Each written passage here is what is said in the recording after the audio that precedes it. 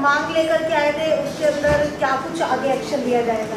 देखिए, Shyam Nagar new Rajiv extension के सभी आज साथी आए थे मेरे पास सभी, और कॉलोनी को वैध करने की उनकी मांग थी, सफाई की मांग थी, स्ट्रीट लाइट की मांग थी। और ये उनकी आज से नहीं, कई वर्षों से, काफ़ी वर्षों पुरानी मांग है। और महापौर का जैसी मैं शपथ ली थी और पहली मीटिंग में ही हमने इनका कॉलोनी को वैध करने के लिए रेजोल्यूशन पास कर भेजा था। और समय समय पर, क्योंकि एक कानूनी प्रक्रिया से बंधा होता है निगम भी, अवैध कॉलोनियों में हम सड़क, सीवर, पानी की व्यवस्था जब तक नहीं करा सकते, जब तक हमें प्रदेश सरकार इजाज़त नहीं देती और जब तक डेवलपमेंट चार्ज जनता नहीं भर देती। और इसके लिए एक कॉलोनी जो वैध करने का काम है वो प्रदेश सरकार का होता है।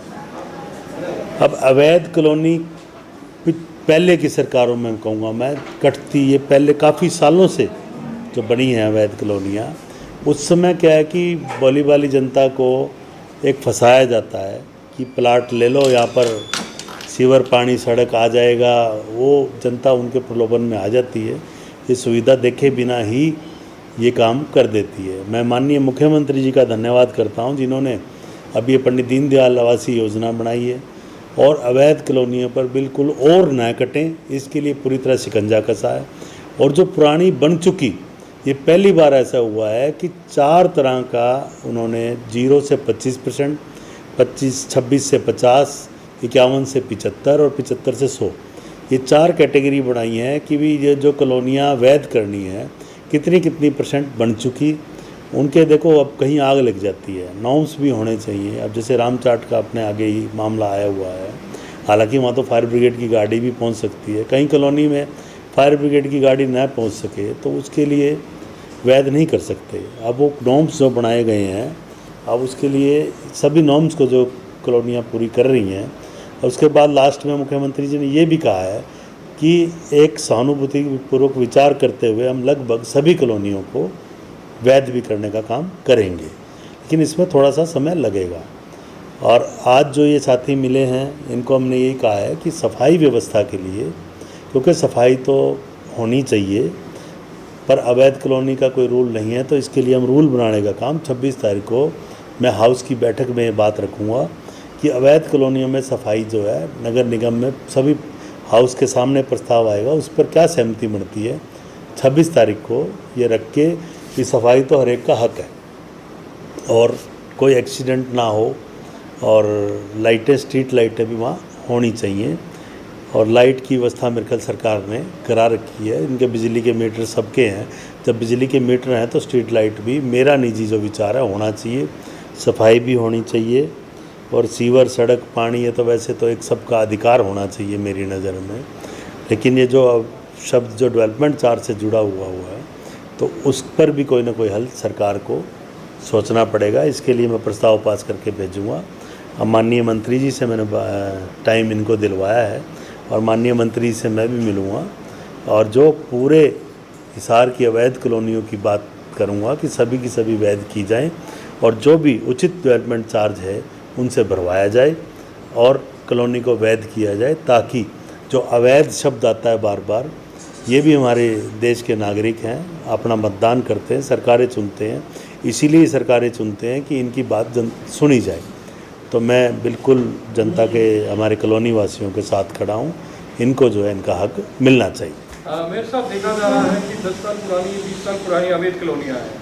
एक कहना है उनका हम हाउस टैक्स भर रहे हैं मगर अभी तक कोई सुविधा नहीं दी जा रही। जहाँ पे अमृत योजना की भी बात आई थी मगर सीवरेज की, पानी की अभी कोई सुविधा नहीं है। इस बारे में बताएंगे? देखिए, जो आप क्वेश्चन कर रहे हैं ना प्रॉपर्टी टैक्स का, प्रॉपर्टी टैक्स कोई वैध का लेटर नहीं होता कि आपका जो कॉलोनी वैध होगी। प्रॉपर्टी टैक्स तो एक प्रॉपर्टी टैक्स का रिकॉर्ड रखने के लिए है कि ये शहर में हमारे ये प्रॉपर्टी है। प्रॉपर्टी टैक्स इसी चीज़ का है, ना कि ये डेवलपमेंट का नहीं है। डेवलपमेंट चार्ज अलग है। डेवलपमेंट चार्ज जिन कॉलोनियों के भरे हुए हैं वहाँ डेवलपमेंट हो रही है।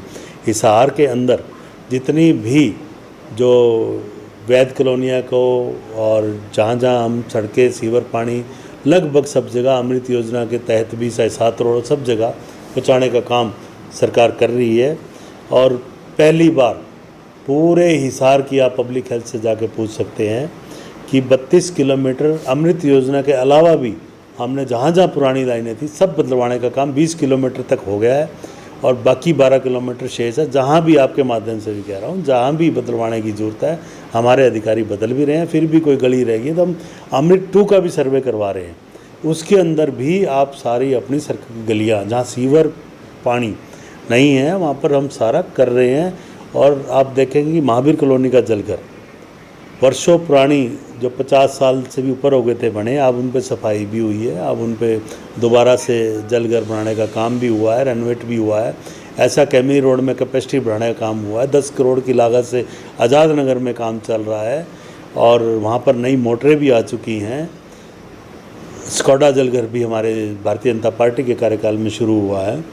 तो प्रति व्यक्ति जितना जल चाहिए वो उसकी सारी उपलब्धता प्रदेश सरकार करवा रही है। माननीय मुख्यमंत्री जी का डिपार्टमेंट है और हिसार में जितनी ग्रांटें आई हैं आप सबके आगे है, चाहे वो आज़ाद नगर का जलघर हो, चाहे वो कैमरी रोड का हो, चाहे महावीर कॉलोनी का हो, चाहे स्कॉडा हो।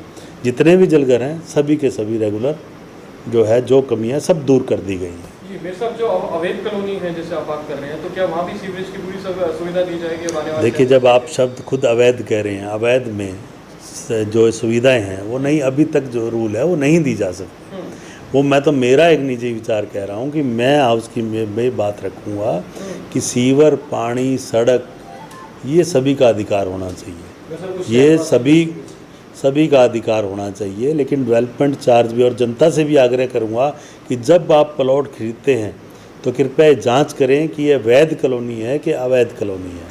अवैध कॉलोनियों में प्लाट नहीं लेने चाहिए, वैध कॉलोनियों में प्लॉट लो। और अवैध कॉलोनियाँ पनपती जब हैं जब खरीदने वाले भी होते हैं और काटने वाले भी होते हैं, और प्रशासन की भी कहीं ना कहीं पीछे मिलीभगत रही होगी जब जाके कटी हैं। अब जो आप देख रहे हैं कि करनाल का आपने देखा, माननीय मुख्यमंत्री जी ने खुद के कॉन्स्टिट्यूंसी में, चाहे वो डीटीपी था चाहे वो तहसीलदार था, सबको अंदर करने का काम किया है। न्याय का काम माननीय मुख्यमंत्री जी कर रहे हैं। भ्रष्टाचार बिल्कुल भी बर्दाश्त नहीं किया जाएगा। सरदारा जी, कई बार देखा गया है कि अवैध कॉलोनी तो करार कर दिया जाता है, लेकिन वहाँ के लोग आरोप लगाते हैं कि अगर हमारी कॉलोनी अवैध है तो नक्शे क्यों पास किए जाते हैं? ऐसा कोई भी कॉलोनी में आप एक भी प्रूफ दे दीजिए कि अवैध कॉलोनी में किसी ने नक्शा पास किया। अवैध कॉलोनी में नक्शा पास नहीं हो सकता, वैध कॉलोनी में ही नक्शा पास हो सकता। सरदारा जी, आपके ध्यान जो है सफाई व्यवस्था की तरफ ले जाना चाहेंगे, जहां पर आज भी, जहां आप लोगों ने डंपिंग स्टेशन खत्म कर दिए, लेकिन कई जगह पर शहर के मुख्य जगह पर कूड़े के अभी भी ढेर नजर आते हैं। और कहा यह जाता है कि यहाँ सीसीटीवी कैमरे लगाएंगे लोग, या कूड़ा नहीं डालेंगे और लोगों को वहां तक ट्रालियां पहुंचाई जाएंगी, लेकिन ऐसी व्यवस्था अभी तक नहीं हुई है।